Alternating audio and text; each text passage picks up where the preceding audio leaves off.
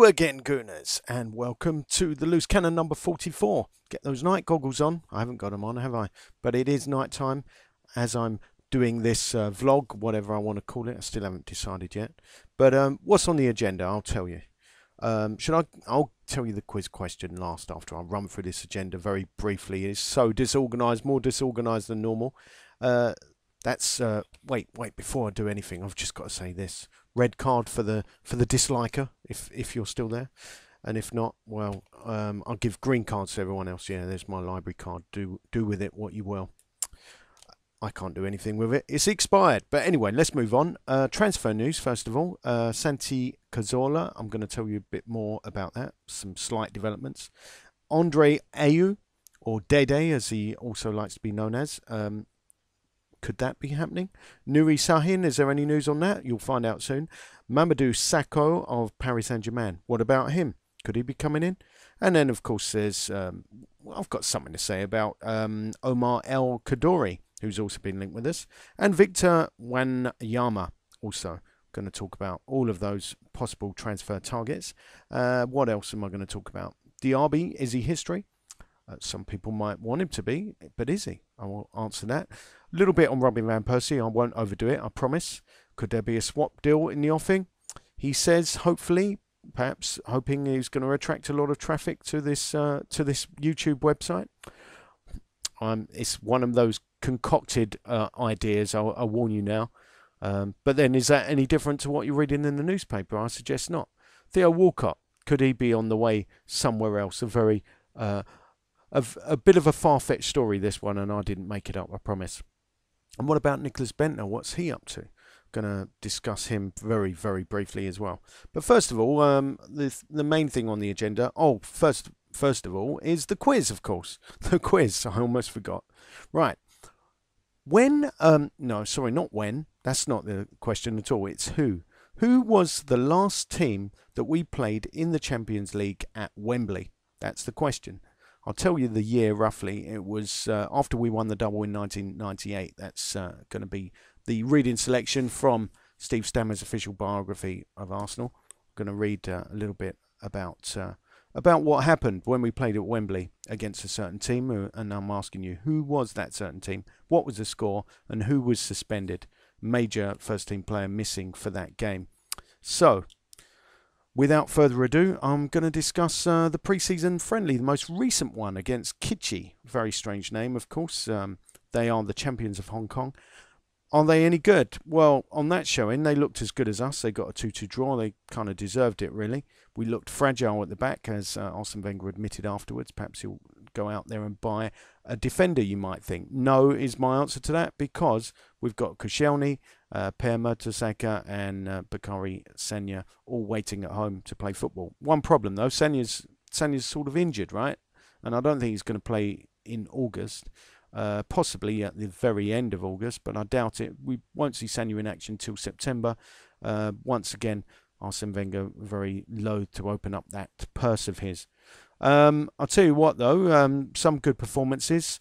My favourite, Mikel, wasn't one of the good performances. He had a shocker. He was responsible for the first goal. I felt some people blamed Diaby, and I'm not Diaby's biggest fan, but I'm not too sure he was to blame. I think Mikel's pass to Diaby wasn't good by anyone's standards, and then the way he went to ground was almost unforgivable. Good job it was a friendly, and good job he's going off to Brighton on loan, some might say, after that performance. But other than that, I think he's had a reasonable pre-season. I'm very happy with Mikel. Giroud was captain. He did okay. I thought he got replaced by Mikel Arteta. Eastman played at right back, was replaced by Jenkinson, and Gibbs started, replaced by Santos. But who else played well? Obviously, there's been a lot of talk about Chuks Aniki. He wasn't so impressive this time. Can't expect the youngster to keep on impressing all the time. Rio Miyachi did okay, I thought, but not amazingly well. Didn't seem to leave anyone for dead. Theo Walcott, I thought, played well and obviously scored the opening goal, which was set up by Abu Diaby. Well done to the pair of them. And Gervinho came on as a sub and was very impressive on the left wing. That's where he should play. He shouldn't be playing as a striker, that's for sure. I hope Arsene Wenger's learnt that from these pre-season friendlies. He set up Eisfeld, who got his second goal of the pre-season, so well done to him. He's the teenager getting on the score sheet once again. He didn't do an awful lot else, but then what can you expect? He was only on the pitch 20 minutes. But I wouldn't start saying he's going to be a first-team regular this forthcoming season. I think we paid about £500,000 for him, so obviously Arsene Wenger believes he's worth the investment, because he doesn't spend money, does he, willy-nilly. So let's hope we're going to see something of Eisfeld, maybe not next season, but the season after. Perhaps he'll be ready by then. Up front, Maro and Shimak continued to unimpress, let's say, but I didn't think it was awful. I thought he showed that he's a bit of a team player. I didn't notice any problems with his body language. He's always getting hauled across the coals. I'm starting to feel sorry for Shimak, but at the same time, I'd like him to be the Shimak we once knew and started to love when he first arrived. But this seems so far away, that goal against Liverpool on the opening day of the season a few years back. So I fear the worst for Shimak. I think he's on the way out, unfortunately. But who's on the way in, you might want to know. Well, Santi Cazorla is the one we've all been discussing, and it's still going on. Daily Mail have said that we're going to do a deal. The price seems to be coming down, which is very interesting. The recent price quoted is £15 million, which is a bit less than €23 million, I understand. But we're also hearing from local newspapers. I'm doing the royal we, and I'm not even wearing purple, but there you go. Okay, I've heard local papers in Spain, to mention the paper. It's Hoy. I'm not saying Oi, mate. I mean, it's like H-O-Y. Hoy means today, right? See that my smattering of Spanish knowledge is coming useful at last. Well, anyway, they're saying that Santi Cazorla is not keen on a move to Arsenal. Please, it wasn't my translation. If it's incorrect, don't blame me. Blame the website I nicked that from.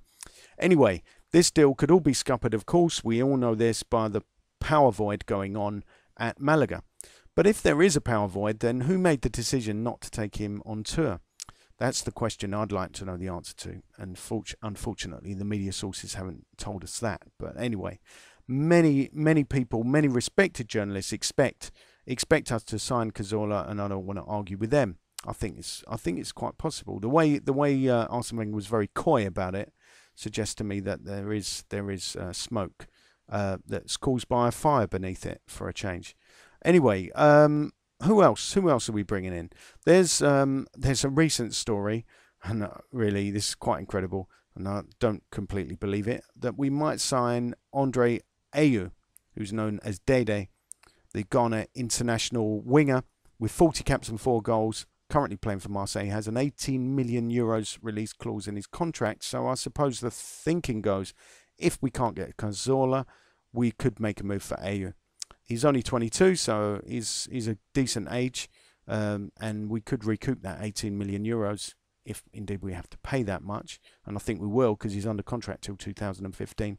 We could recoup it if we keep him for a number of years and develop him into a world superstar, of course, with 40 caps already.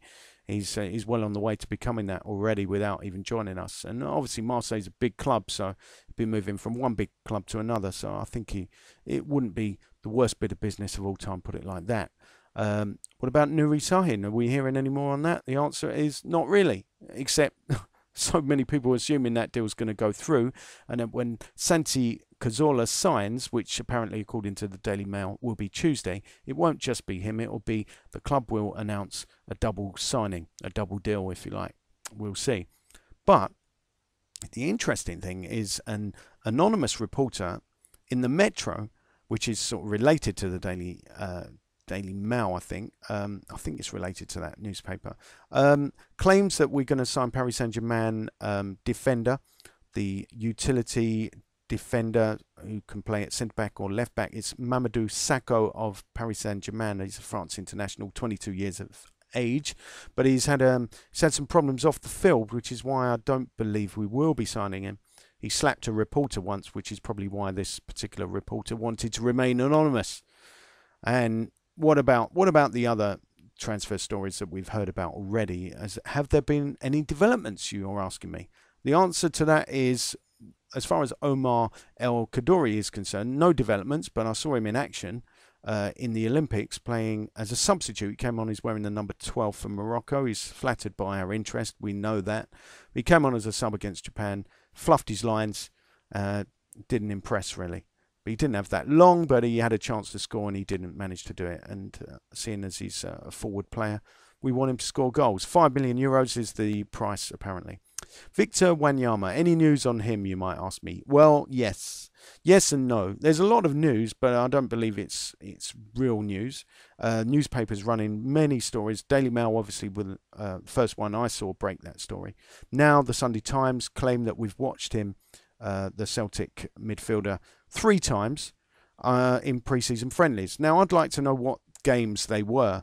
I was looking back and he missed the last game, I think, and he was an unused substitute against Norwich, for instance. So clearly our scouts wouldn't have been impressed by that non-performance. And against Ajax he played, but again it was a bit of a non-performance because it was a 0-4 scoreline away in Holland for Celtic, and he started that game.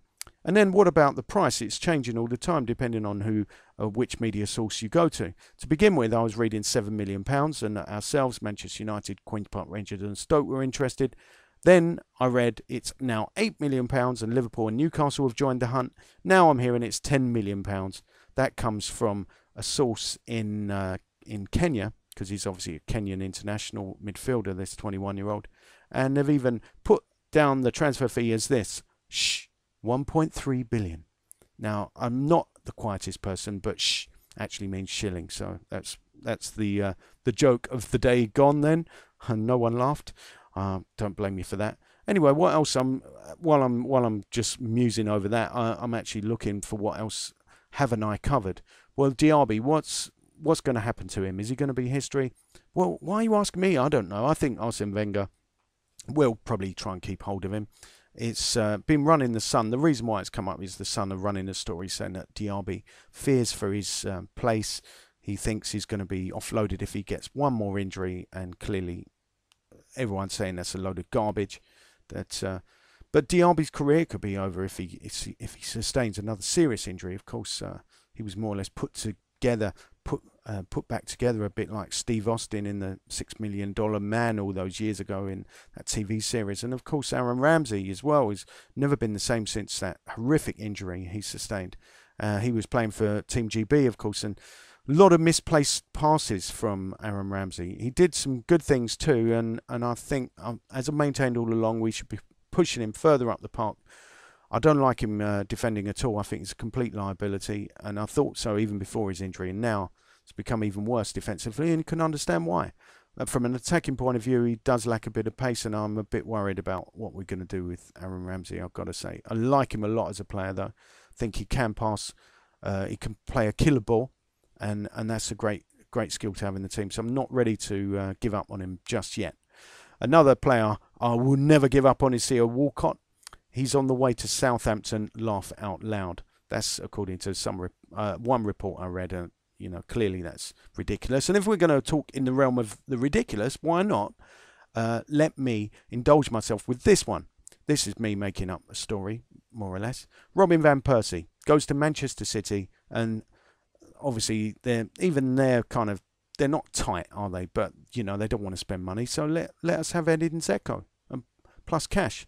Do the deal on transfer deadline day, because we're not going to do a deal with anyone else. It's clear if the asking price for Robin van Persie is £30 million, and he wants £220,000 per week. Apparently, that's the story being run today, it's being run about today anyway, saying that he wants to match Wayne Rooney's wage packet if he does in fact go to Old Trafford. One player who won't be going to Old Trafford is Nicholas Bentner. He's too busy partying, apparently. He announced it on Twitter. That's what we're hearing. I don't know if it's true or not.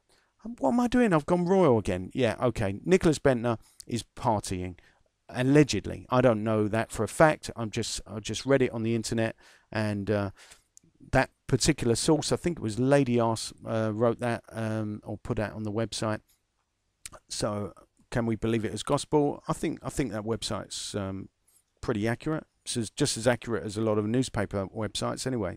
So now I'm going to move on finally to the questions of the day for the Arsenal quiz. How good were you this time, eh? Right, did you get 3 out of 3? Who did we play against in the last European Champions League game at Wembley that we played in? Who did we play against? What was the score? Who was suspended from that game? All will be revealed in a short moment as I read from Steve Stammer's Arsenal, what's it called again? The official biography of Arsenal. Like I said, like my favourite book at the moment. And this is your kind of Jackanory time, so I hope you're all sitting comfortably in your Emirates seats. And here we go. So where am I going to start from? Oh yeah, we're looking, I'm going to take you back in time first of all to 1998. We've just won the double. And we're now looking at, well, we've got all the World Cup winners in the team. We've got Patrick Vieira and Emmanuel Petit. Well, just the two then. And Arsene Wenger knew, I'm reading now, Arsene Wenger knew there would be a price to pay, and he looked to freshen up his squad. He also knew that Manchester United wouldn't take their defeat in the title race lightly, and that Sir Alex Ferguson would bring in new players. There are several teams in the Premier League with the same financial potential. I didn't use my French accent. I should repeat that. This is Arsene Wenger speaking. There are several teams in the Premier League with the same financial potential, said Wenger. And then there is Manchester United. They spent 24 million at the start of 98-99, and I can't do that. I have money to spend, and I am looking for 3 players, but I have to be clever and strengthen without spending too much. In contrast, Ferguson spent wisely.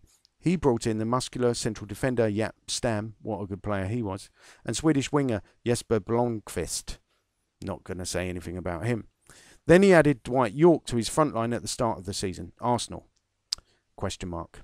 They signed 17-year-old left-back David Grondin from Saint Etienne. Now, does anyone remember him clearly? And versatile Argentinian defender Nelson Vivas from Swiss club Lugano. That was a not bad signing in my opinion. He was not great, not bad. Then in September, after he had excelled against England in a Euro 2000 qualifier, came Fredrik Lundberg from Swedish club Halmstad. And of course, he wasn't too well known at the time. And Nigerian Nwankwo Kanu arrived from Inter Milan in December. Kanu was one of the most gifted players to wear an Arsenal shirt. He is not only a good player, but a fantastic human being, said Wenger. He had a heart problem and needed surgery, but he came back fit, well and determined. He is a great asset to the club.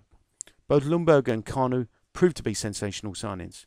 Meanwhile, at the Batcave, meanwhile, a major decision had been taken to play UEFA home games at Wembley. We'd have preferred to play at Highbury, said Chairman Peter Hillwood, but we couldn't do that and provide normal service for our supporters. That was the deciding factor. UEFA's regulations on the size of the perimeter advertising would have meant we lost several rows of seats to make way for the advertising boards. By the time we had complied with that, we would have lost many thousands of seats from our capacity. We would have also lost the disabled enclosure, and to us it is very important that we provide that facility. All round there would have been huge disruption. It was certainly true that 80,000 fans could watch games at Wembley, but Wembley had none of the intimacy and atmosphere of Highbury, and the running track around the old Wembley Stadium made it a less than intimidating arena, so the ties weren't really home games for Arsenal or away games for the opposition.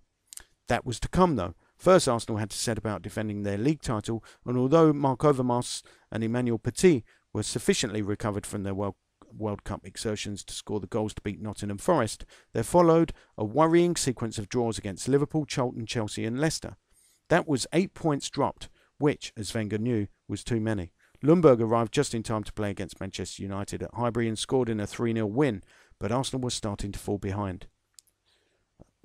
We lost points at home that we should not have done, Arsene Wenger admitted. As for the League Cup, interest ended very early, as after Derby were beaten, Arsenal drew Chelsea at Highbury, and what was basically a reserve team was demolished 5-0 by a full-strength lineup from Stamford Bridge.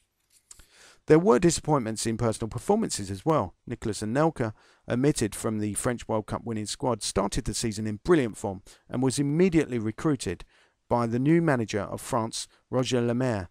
But players such as Christopher Ray and Louis Boamorte, who had looked so promising the previous season, did not improve as Wenger had hoped. I just wish we could have signed Kanu earlier, said Wenger as he reflected on that season.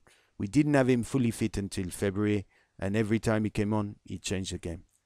When it came to Arsenal's European games, it would be too simplistic to say that the Wembley factor was to blame, but there is no doubt that Arsenal surrendered a massive advantage by moving away from their home territory. Add to that scenario the absence of Ljungberg, who was signed after the UEFA deadline for the group stages of the Champions League, and Arsenal were up against it from the start. The first game was in Lens. With its massed ranks of sang et d'or, which means blood and gold in French, the Lens club colours, with those mass ranks of these blood and gold banners, the Stade Félix Bollard is arguably one of the most atmospheric in Europe. Patrick Vieira, for one, knew what to expect, but he also pledged he would use common sense when it came to challenges. He was already earning a reputation in the Premier League for his full-blooded approach and accepted he would have to adjust his thinking in Europe. I will use my head, he said. I know what to do. So did Arsenal. They showed no fear and attacked Lens from the start. They were so in command they made light of the challenge from a talented Lens outfit that included strikers Tony Verret and Czech Vladimir Smicha, a future signing for Liverpool. Arsenal dominated and the game should have been beyond killed off. Mark Overmars had scored one, but Arsenal squandered a hatful of other chances. The main culprit was Anelka, and Arsenal duly paid the price in injury time when Verret forced home a corner. The ball appeared to touch Martin Keown last, but Verret claimed it. On the face of it, with an away goal that might prove crucial if we finished level with Lens, the result wasn't too bad, but Mark Overmars didn't agree. First, we cannot just blame Nico Anelka that we didn't score more than one goal. It is down to the whole team. Between us, we should have scored more, and we know that. I hope that we don't regret dropping these 2 points later in the competition. Also in the group were Greek champions Panathinaikos and traditionally tough Dynamo Kiev outfit from Ukraine. When the draw was made, Wenger insisted that the Dynamo team was strong favourites to win the group. I'm never sure whether to say Dynamo or Dynamo, but let's stick with Dynamo for now. Dynamo's like something you put on a battery, right? I'm showing my age here. Right, okay, let's go back. When the draw was made, Wenger insisted the Dynamo team were strong favourites to win the group because of their massive experience. They are good at keeping the ball, and in Andrei Shevchenko and Sergei Rebrov, they have two class strikers, he said. The first match at Wembley was against Panathinaikos, and Arsenal's aerial power was too much for the Greeks to handle. Tony Adams and Martin Keown headed the goals in a 2-1 win.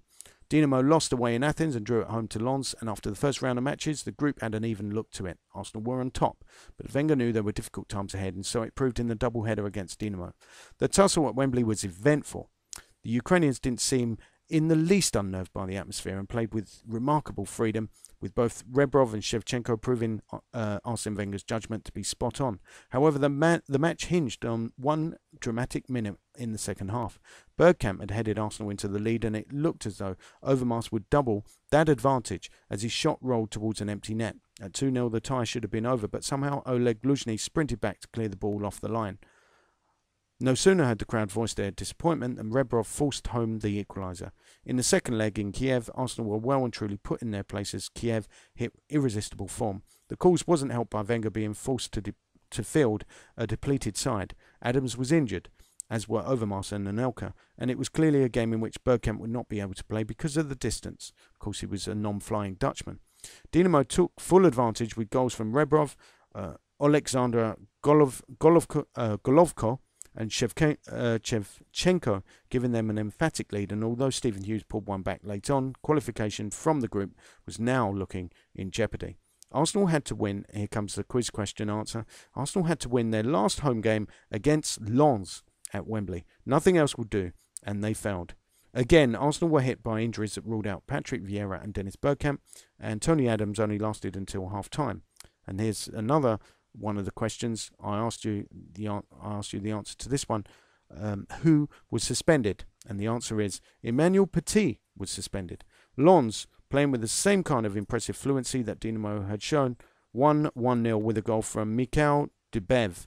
And to make matters worse, Ray Parlour was sent off for a wild kick at Cyril Roux. Arsenal were now out and sent what was basically a reserve team to Athens to fulfill the group fixture game against Panathinaikos. Anelka Mendes and Boamortis scored the goals in a 3-1 win, but essentially it was meaningless. Well, I hope all that wasn't meaningless to you and you enjoyed it, and if not, well, red card, to anyone who didn't, and a green card to anyone who did. But don't steal my library books. Till the next time, up the Gooners.